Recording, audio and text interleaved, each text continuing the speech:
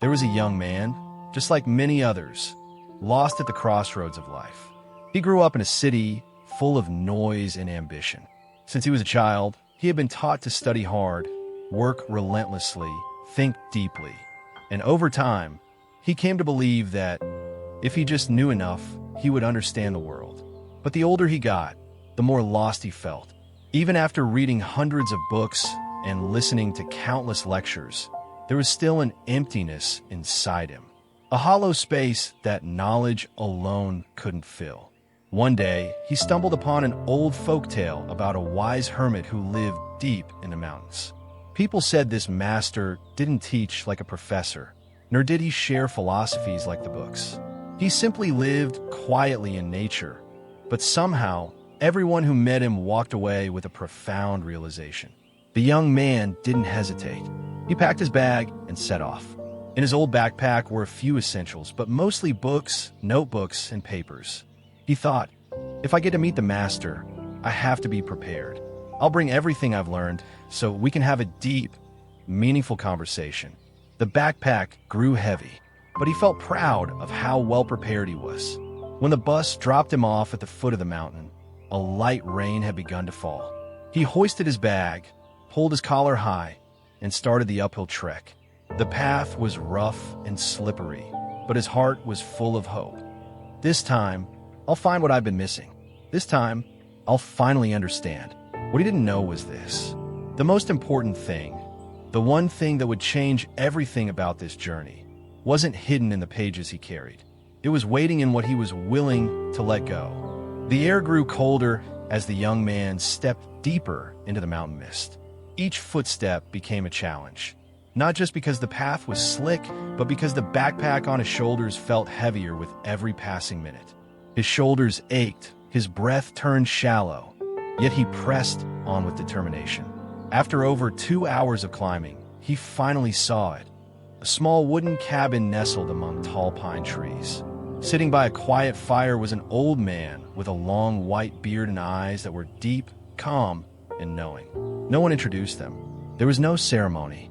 The old man simply looked up, nodded slightly, as if he had been expecting this meeting for a long time. "I've come to learn," the young man said, his voice still trembling from cold and exhaustion. The master didn't answer. Instead, he stood, wrapped his cloak around himself, and gestured for the young man to follow. They left the cabin, passed through the trees, and began a new journey, this time toward a higher peak behind the first. There were no teachings, no questions, only the steady rhythm of their footsteps and the wind whispering through the leaves. At first, the young man waited for something miraculous, a profound phrase, a breakthrough lesson. But the master remained silent. They kept walking, through pine forests, across shallow streams, even through a soft drizzle that began to fall. His backpack became more and more of a burden. Finally, unable to take it anymore, the young man gasped for breath and blurted out, "Master, I don't understand. I came to learn meditation, to gain wisdom, but all we've done is walk in silence." The master stopped. For the first time, he turned and looked at the young man for a long moment.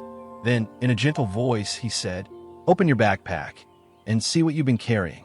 Confused, the young man took off the bag, unzipped it, and froze in disbelief.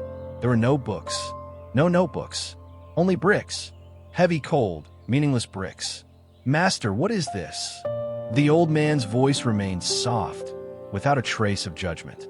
"Each brick is something you believe to be true. A conviction, a judgment, a thought you were certain was right. You came here to learn, but you brought an entire old house with you." The young man stood in silence, and for the first time, there was only emptiness in his mind. Slowly, he began to understand. The silence was the teaching, and every step he had taken was a journey into questioning himself. The young man sank to the ground, his hands still trembling as he held one of the rough, cold bricks. He stared at it for a long time, as if staring into himself. All these years, he had carried not just knowledge on his back, but also pride, assumptions, and things he believed were unshakable truths. He had thought he understood so much. He had felt certain he was ready to receive new wisdom. But he had never once stopped to ask, "What exactly am I bringing with me?" The master stood silently nearby, still, like part of the mountain forest itself. There was no need for more words. The truth was already clear. The young man looked again in the backpack. Each brick seemed to bear a label. "I already know. I'm right. This is a fact. I don't need to learn anymore." Each one was a wall he had built around his own mind, a prison made of knowledge. He lowered his head, and in the quiet, a simple question finally rose inside him, one he had never dared to ask. If I'm already this full, how can I ever learn anything new? Slowly, he lifted the backpack again and began removing the bricks one by one, gently placing them beside the path. With each brick he let go, his back felt a little lighter. But strangely, it wasn't his shoulders that felt the true relief. It was his mind. Questions began to arise, not the kind filled with certainty, not declarations, not conclusions, but open spaces, ellipses, mysteries he didn't know, but was finally ready to explore. And so, he and the master continued walking. No words were exchanged, but something between them had shifted. For the first time, the young man didn't need an answer. He only needed to be fully present in every step. And then, something extraordinary happened. Though the road was still steep, each step felt lighter, easier. The backpack on his shoulders was nearly empty, but inside his heart, something was beginning to fill. Not with knowledge, but with humility, with silence, and with a vast, open space, ready for something new. At last, after a long journey, measured not in miles, but in the weight he'd shed from his mind, the two of them stopped on a small mountain peak. The sky stretched open before them, deep blue, vast, and so quiet that the wind passing through the pine needles could be heard like a whisper from the earth itself. The young man stood still. No more bricks, no more burdens, just an empty backpack on his shoulders and an inner world quietly filling in a way he had never known before. The master turned to him, eyes still gentle and calm. He didn't speak grand philosophies. He simply offered a soft sentence, like handing over the final key. "You see, only when the backpack is light can you go farther. Only when the mind is empty can you truly see the sky." The young man looked inward. No more chaos. No more racing thoughts, debates, or confusion. Everything had become simple. He didn't need to understand everything. He only needed to truly be in each moment. He glanced back at the path he had taken. The bricks he left behind still rested there, quietly by the side of the trail, like traces of an old self. And for the first time, he didn't feel regret for letting go. Instead, he felt gratitude. Gratitude for having once carried so much, so he could understand what it means to be empty. Gratitude for once being lost, so he could now walk more freely. Gratitude for meeting a teacher who taught not with words, but with silence deep enough to transform. The young man didn't ask for more lessons.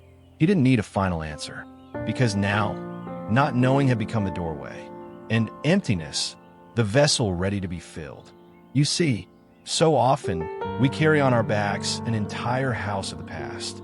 Our assumptions, our habits, our outdated beliefs. But sometimes what we truly need isn't to learn more. It's to begin letting go of the bricks we've carried for far too long. Only when the mind is empty can the heart finally be full. Only when we let go can we begin to truly move forward. That day, the young man didn't return from the mountains with some grand revelation. He didn't carry in his hands a secret formula or a key to success. He came back with just one thing, something invisible, yet powerful enough to change an entire life. An empty mind, a ready heart, and from that emptiness, everything began. From the day he returned, he lived differently. Not because he knew more, but because he listened more. He no longer rushed to conclusions. He no longer needed to prove that he understood everything. Instead, he listened to others, to life, and to the quiet spaces within his own soul. He realized this world isn't short of intelligent people, but it sorely lacks those who know how to be still and truly feel. It isn't short of voices, but it's missing hearts that know how to listen with empathy, with presence. Because in a mind that has been emptied, there's space for everything to exist. Everything gets a chance to be seen again, to be understood again, through fresh, unfiltered eyes, like a child watching rain fall for the first time. And perhaps that is the deepest kind of wisdom. Dear friend, modern life constantly demands that we know, understand, and be certain. But sometimes what we really need isn't to add more. It's to let go. Try just once to set down the backpack you've carried for so many years. Look closely at the bricks you're still unconsciously gripping. Maybe they're old judgments, past wounds, words someone once said that made you shrink into a version of yourself that's not truly you. You don't have to forget everything, but let your heart have room. Room to feel, room to relearn, room to live fully with freedom and sincerity. Because only in emptiness can something truly new begin.